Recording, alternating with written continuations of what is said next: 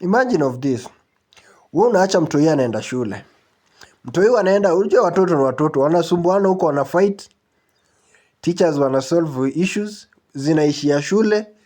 But again, unakuja nyumbani unasikia mtoi wako amefuatiliwa na sasa mtu mzima amemwekea chuki mtoto wa grade 2 eti kwa sababu alipiga mtoto wako.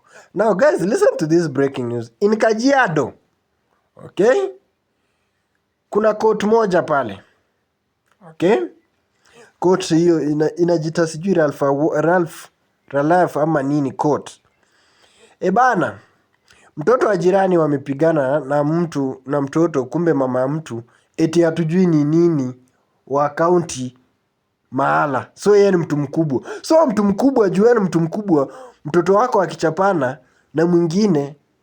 So eti huyu mtoi akaa aombe msamaha. Mtoi ameenda kwa hiyo familia ameomba msamaha, lakini mama mzima amekataa. Those are allegation, na mwenye anaisema ni mama ya mtoto ambaye anaumia. Kuwa this boss now, yeye hataki hata hiyo msamaha ni kama. So amediscipline huyu mtoto. Kuna shortcut yenye mtoi anaweza pita kwenda shule, but amemdiscipline azunguke place gari zinapita. Is that fair? Really?